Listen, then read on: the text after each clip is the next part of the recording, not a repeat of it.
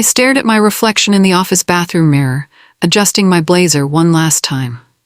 Today was the day. After 3 years of leading the regional sales team to record-breaking numbers, the VP position was finally within reach.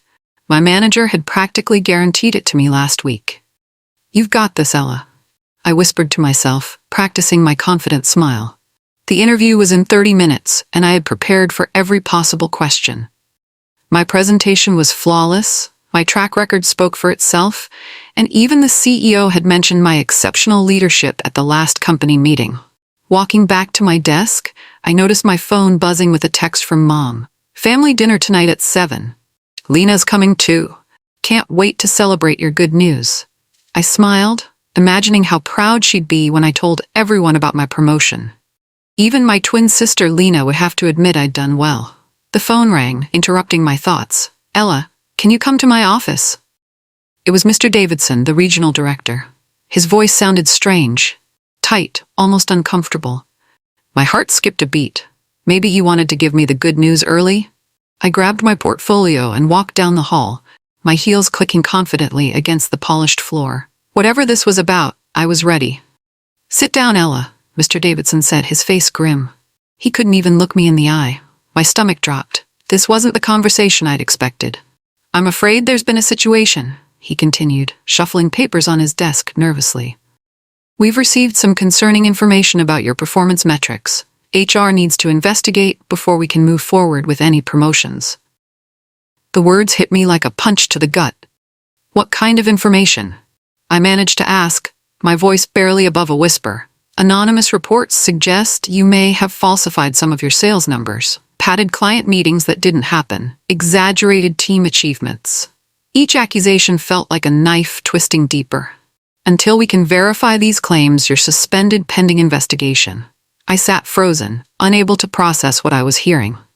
3 years of honest work, 3 years of building relationships and delivering results, and now this? "Mr. Davidson, you know me. You know I would never." "I'm sorry, Ella. My hands are tied. Please clean out your desk and turn in your badge. Someone from HR will contact you about next steps." The walk back to my cubicle felt like walking through quicksand. My colleagues stared as I packed my personal items into a cardboard box. The promotion that should have been mine was slipping away, and I had no idea why. That evening at dinner, I could barely touch my food.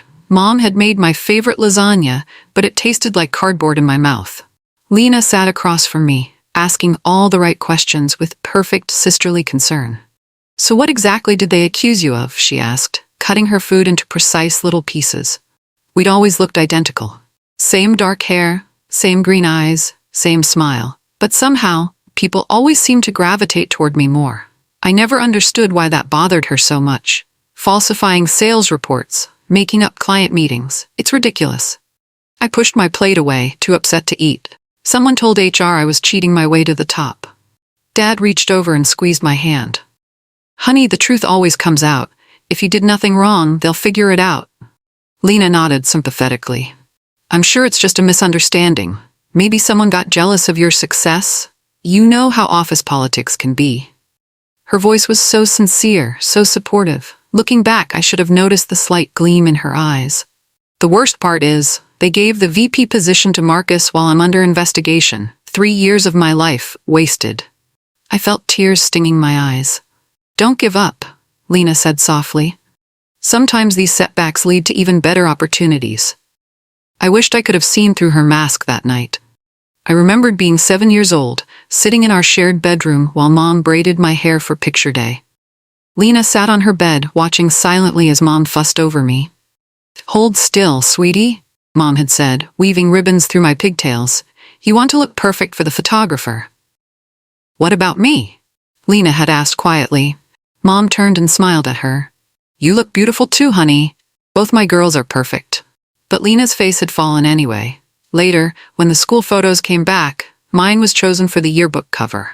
Lena's ended up in a drawer somewhere. It wasn't anyone's fault, really. We were identical twins, but somehow I always seemed to be in the right place at the right time. When teachers asked questions, I raised my hand first.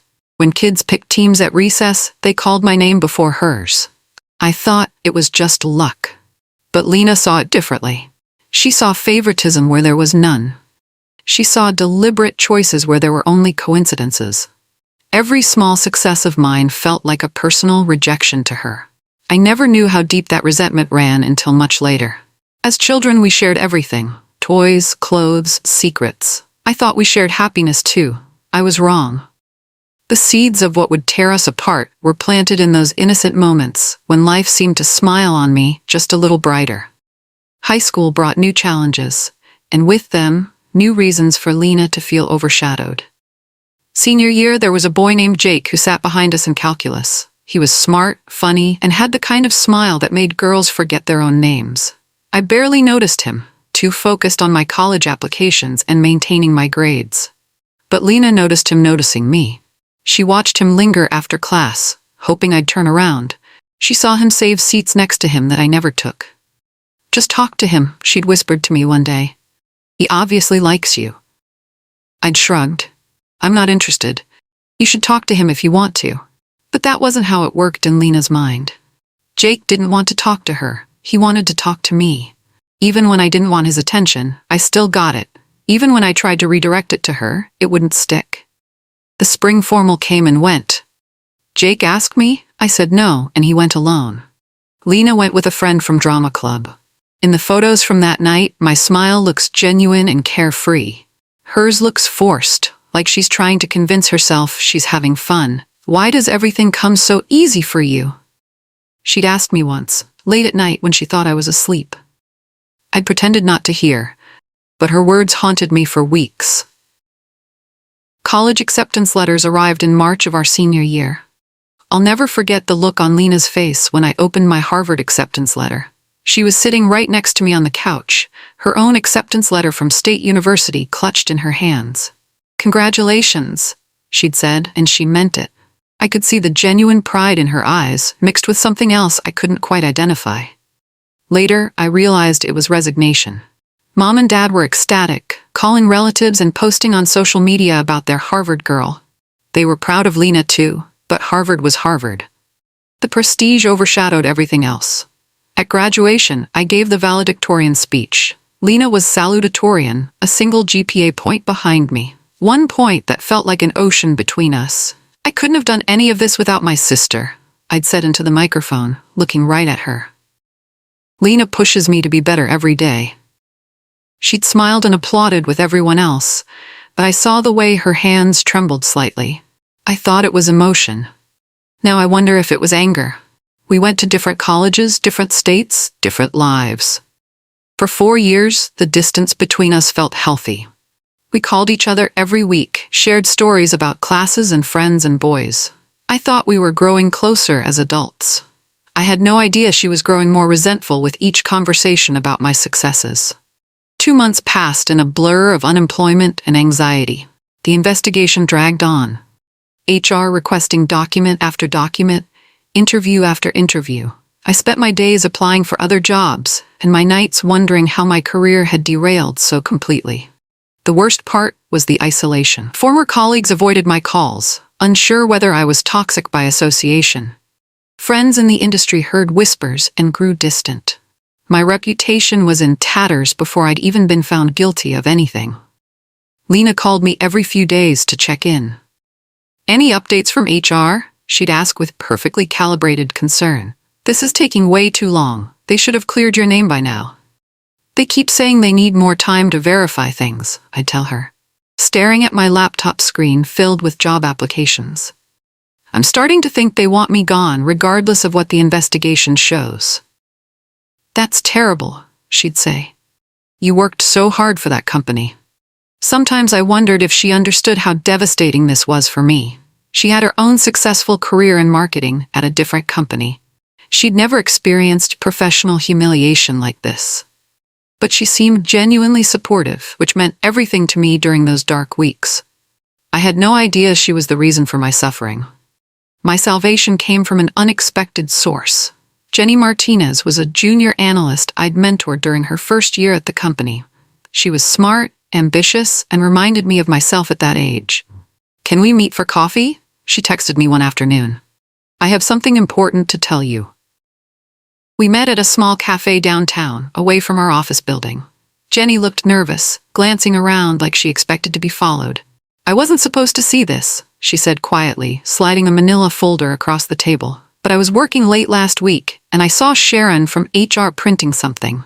She left it on the printer and I looked." My hands shook as I opened the folder. Inside were copies of emails between Sharon and someone with the initials LW. My heart stopped. LW, Lena Wilson. The emails detailed a plan to fabricate evidence against me. Meeting records that never existed. Client complaints that were never filed. A systematic campaign to destroy my credibility. "Jenny, where did you get this?" I whispered. "I made copies before Sharon came back." "Ella, I'm so sorry this happened to you. You've been nothing but kind and supportive to everyone." She looked around nervously again. I could get fired for this. I stared at my sister's initials on the screen, feeling my world tilt on its axis. Everything I thought I knew about Lena, about our relationship, about family loyalty, it was all a lie. I spent the weekend compiling evidence. Every email, every timestamp, every inconsistency in the accusations against me. Jenny had given me more than just proof of the conspiracy. She'd given me a roadmap to my vindication. Monday morning, I walked into the corporate headquarters building downtown and requested a meeting with the board of directors. Not HR, not my regional manager, but the actual board. I had 48 hours of sleepless investigation behind me and nothing left to lose. "Miss Wilson," the board chairman said as I entered the conference room, "this is highly irregular. The investigation process has specific protocols." "With respect, sir, those protocols have been compromised." I placed my folder on the mahogany table.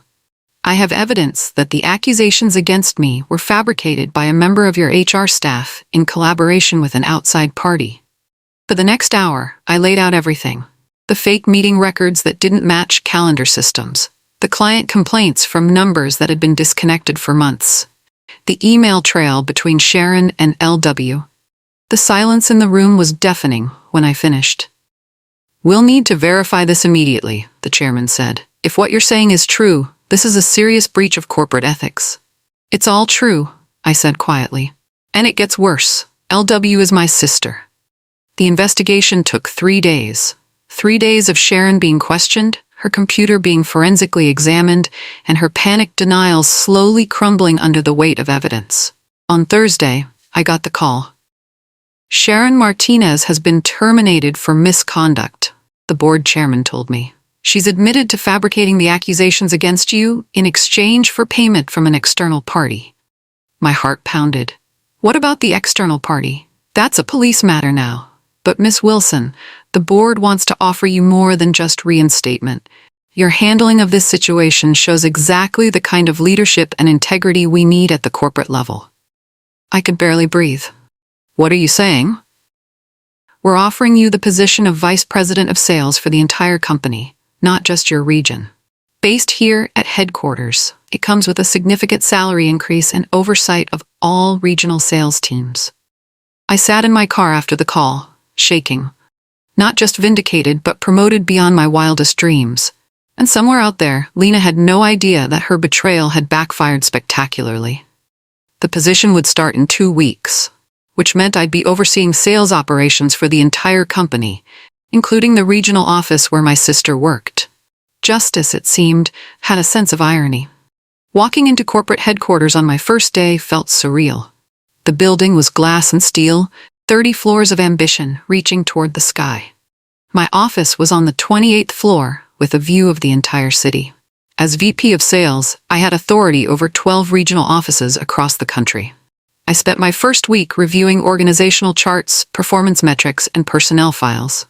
Professional, thorough, methodical. And then I saw her name. Lena Wilson, Senior Sales Associate, West Regional Office. Reporting structure, Regional Manager, District Manager, Area VP, me. My sister worked for me now. She just didn't know it yet. I stared at her employee photo on my screen. Same face as mine, but there was something harder in her expression. Something calculating that I'd never noticed before. Had it always been there? Her performance reviews were mixed. Decent numbers, but nothing exceptional. Several notes about interpersonal challenges and difficulty collaborating with team members. Her regional manager had noted that she seemed distracted and unfocused over the past few months. I wondered if guilt was eating at her. If she lay awake at night thinking about what she'd done to me. Part of me hoped she did. The quarterly regional meeting was scheduled for next week. All area managers would fly in for strategic planning sessions. Lena would be here.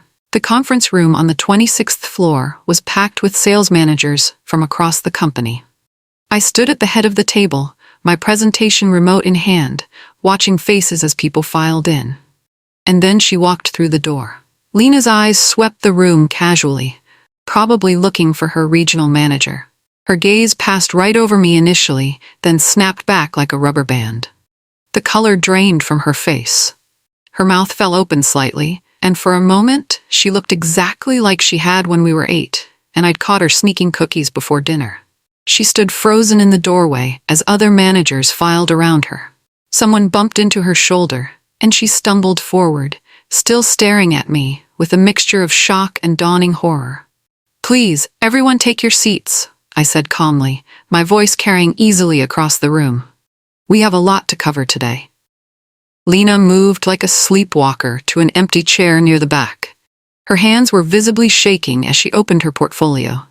"Good morning," I continued, clicking to my first slide. "For those who don't know me, I'm Ella Wilson, your new VP of Sales. I'm excited to work with all of you to drive our company to new heights." I let my eyes rest on Lena for just a moment. Her face had gone from pale to bright red. The meeting had officially begun. Over the next month, I threw myself into my new role with laser focus. I wasn't interested in playing games or seeking petty revenge. I was interested in excellence. And excellence required honest evaluation of every department under my oversight. I initiated comprehensive performance reviews for all regional offices. Standard procedure for a new VP. Nothing personal, nothing targeted. Just data-driven analysis of what was working and what wasn't. Lena's region wasn't performing well. Their quarterly numbers were down 8% from the previous year. Customer satisfaction scores were below average. Several key accounts had expressed concerns about responsiveness and follow-through. I didn't manufacture these problems. I didn't need to. They were right there in black and white, documented by her own regional manager months before I even knew I'd be taking this position. During video conferences with regional managers, I was strictly professional. When Lena's manager mentioned staffing concerns, I listened without comment.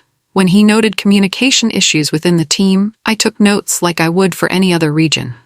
Lena knew I could see her performance metrics. She knew I was reviewing everyone. But she also knew I wasn't doing anything unethical or vindictive. I was simply being thorough. And thorough analysis was revealing some uncomfortable truths about her work. "Ella, can we talk?" Lena's voice was tight when she called me one evening. I was working late in my office, city lights twinkling below. "Of course," I said, keeping my tone neutral. "What's on your mind?" "You know what's on my mind." Her voice cracked slightly. "I know you hate me. I know you're gonna fire me. Can we just get this over with?" I leaned back in my chair, studying the patterns of light on my ceiling. "I don't hate you, Lena." "Don't lie to me," she snapped. "I destroyed your life. I paid Sharon to fabricate those accusations because I was jealous and bitter, and I couldn't stand watching you succeed again. I know you know it was me." The confession hung in the air between us. Even though I'd known, hearing her say it out loud still hurt. "Why?" I asked quietly. She was crying now. "Because it's always been you. Everything I wanted, everything I worked for, you just got it without even trying. And I couldn't take it anymore. So you decided to take it away from me instead." "Yes," she whispered. "And now you're my boss, and you have every right to destroy me the way I tried to destroy you." I stared out at the city lights, thinking about justice and mercy, about family and forgiveness. "No," I said finally, "I don't." The monthly performance review meetings were held in the main conference room. 12 regional managers presenting their numbers, their challenges, their strategies for improvement. I sat at the head of the table, listening to each presentation with equal attention. When Lena's manager stood to present the West regional numbers, the room grew quiet. Everyone knew this region was struggling. "As you can see," he said, clicking through slides of declining metrics, We've faced some significant challenges this quarter. Customer retention is down, new client acquisition has slowed, and internal communication has been problematic. I studied the charts without expression. What specific factors are contributing to these issues? Honestly, team morale has been low. Some staff members seem distracted, unfocused. We've had to reassign several key accounts due to service quality concerns. Lena wasn't present for this meeting, only managers and above. But her impact on the numbers was clear. What's your recommendation moving forward? I asked. We need to make some personnel changes, reassign responsibilities, possibly restructure the team entirely. Some individuals may not be the right fit for their current roles. I nodded, making notes. Submit your restructuring proposal by end of week. Include specific performance improvement plans for underperforming staff members. Everything was proceeding exactly as it should. By the book, by the numbers, by the rules. No favoritism. No revenge. Just business. The formal performance improvement plan landed on Lena's desk the following Monday. 90 days to bring her numbers up to acceptable levels. Specific targets for client retention, new business development, and team collaboration. It was a standard document, the same one used for any underperforming employee. Fair, clear, achievable for someone willing to put in the effort. But Lena saw it differently. "This is ridiculous," she shouted into the phone when she called me that evening. "You're setting me up to fail. These targets are impossible." I pulled up her file on my computer. "The targets are based on your peer performance metrics, Lena. 3 other associates in your region met or exceeded these numbers last quarter. They don't have my complications." "What complications are those?" Silence. We both knew what she meant. They didn't have a sister they'd betrayed. They didn't have guilt eating them alive. They didn't have to face the consequences of their actions every day. "Look," I said gently, "this is your chance to prove yourself. Show that you can do the job. Show that you want to be here for the right reasons." "And if I can't meet these targets?" I glanced at the HR manual on my desk. "Then we'll discuss other options. Transfer to a different department, perhaps, or a mutual separation agreement." "You mean you'll fire me?" "I mean I'll follow company policy, just like I would for anyone else." 60 days into her performance improvement plan, Lena requested a meeting with HR, not with me, with HR directly.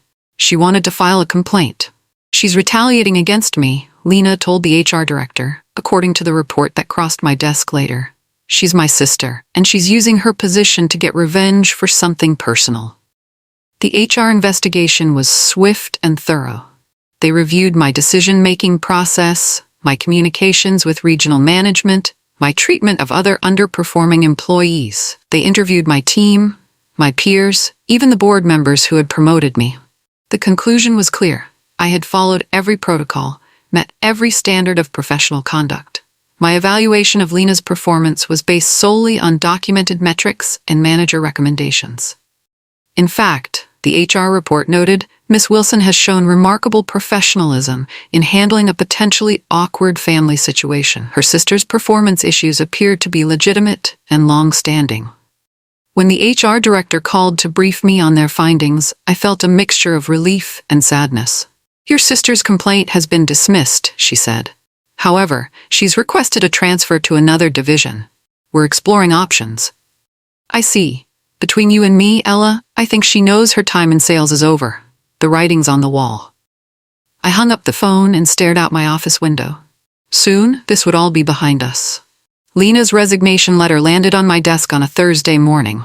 Short, professional, effective immediately. "Due to personal circumstances and career considerations, I am resigning my position as Senior Sales Associate, effective today. Thank you for the opportunities provided during my employment." No mention of family, no apology, no acknowledgement of what had brought us to this point. I read it twice, then filed it with HR. Within an hour, security was escorting her out of the building with her personal belongings in a cardboard box, the same kind of box I'd carried out months earlier when her betrayal had cost me everything.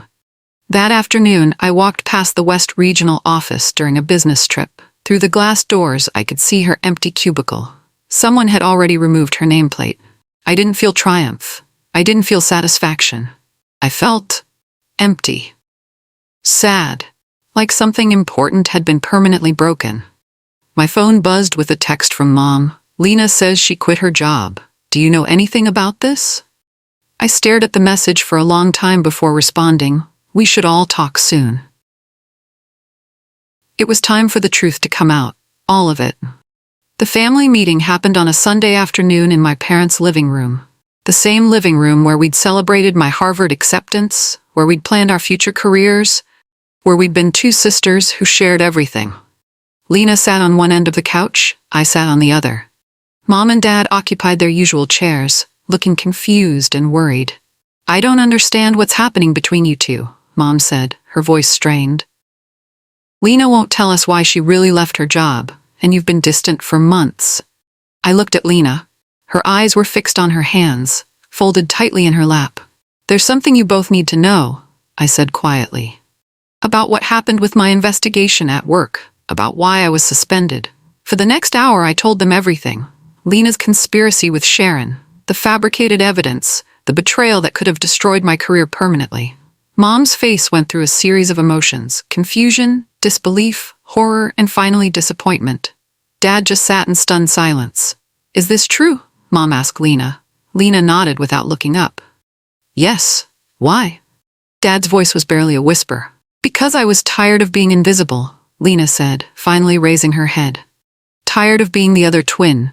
Tired of watching everything come so easily to her. The room fell silent, except for the tick of the grandfather clock in the corner.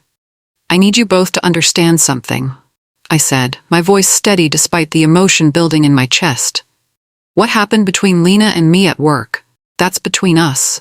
But what happens in this family is different. Mom wiped tears from her eyes. How can we fix this? I looked at Lena, really looked at her, seeing not my betrayer but my sister. The girl who used to share my bed during thunderstorms. The teenager who helped me practice for debates. The young woman who called me every week during college. I don't know if we can fix it, I said honestly. Trust, once broken, is hard to rebuild. But I want you both to know that I don't hate Lena. I'm hurt and I'm disappointed, but I don't hate her. Lena's eyes filled with tears. I destroyed everything.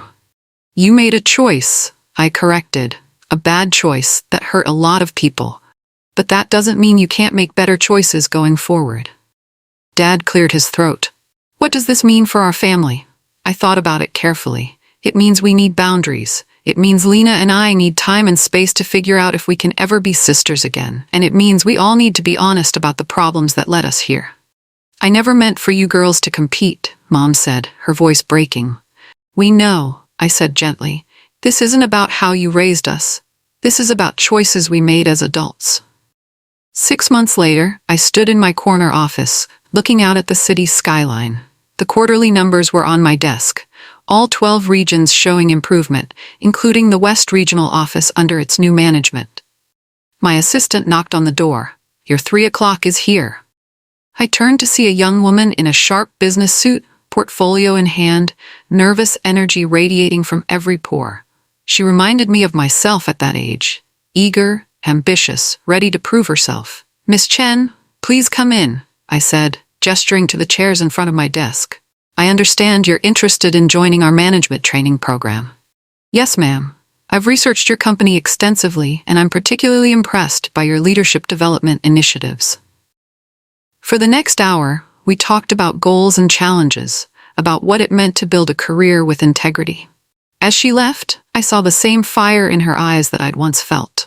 My phone buzzed with a text from an unknown number. Saw your interview in Forbes. Congratulations on the Executive of the Year award. You deserve it. I stared at the message for a long time, then deleted it without responding. Some bridges, once burned, couldn't be rebuilt. But that didn't mean the people on the other side weren't still worth caring about.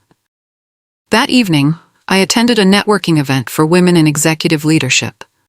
The ballroom was filled with accomplished professionals, CEOs, VPs, entrepreneurs who'd built their own empires from nothing. During the panel discussion, a young manager asked, "How do you handle family members who don't support your success?" The question hit close to home. I thought about my answer carefully. Success can be complicated when it affects people you love, I said into the microphone. Sometimes family members feel left behind or overshadowed. The key is to stay true to your values while setting healthy boundaries. But what if they actively try to sabotage you? She pressed. Then you protect yourself, I said simply. You document everything, you follow proper procedures, and you don't let their actions compromise your integrity. But you also remember that hurt people often hurt people. Compassion doesn't mean being a doormat, but it does mean trying to understand the pain behind the actions. After the event, several women approached me with similar stories. Sisters who felt competitive, family members who couldn't celebrate their achievements. The sad truth that success sometimes came with a price paid in relationships. How do you move forward? One asked. One day at a time, I told her. You focus on being the person you want to be, regardless of how others respond to it. Today, I mentor 3 junior executives and sit on the board of a nonprofit that helps women advance in corporate leadership. My calendar is full of meetings, presentations, and strategic planning sessions. My life is busy, purposeful, and successful by any measure.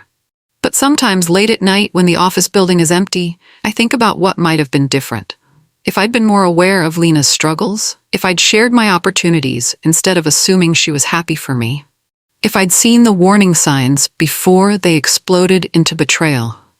I've learned that success without wisdom is hollow, that achievement without empathy is meaningless, that being right isn't always the same as being whole.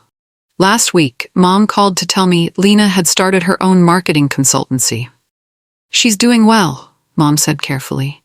Different path, but she seems lighter somehow. I was glad to hear it. I genuinely was.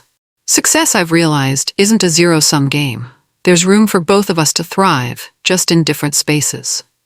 The tragedy isn't that we both succeeded, it's that we couldn't do it together. My office wall displays awards, recognition letters, and photos from company events. But the picture I look at most often is an old one from childhood. 2 identical girls with matching smiles, arms around each other, believing the world was big enough for both their dreams. Maybe someday it will be again. But if not, I've learned to be content with the knowledge that I stayed true to myself when it mattered most. And sometimes that has to be enough.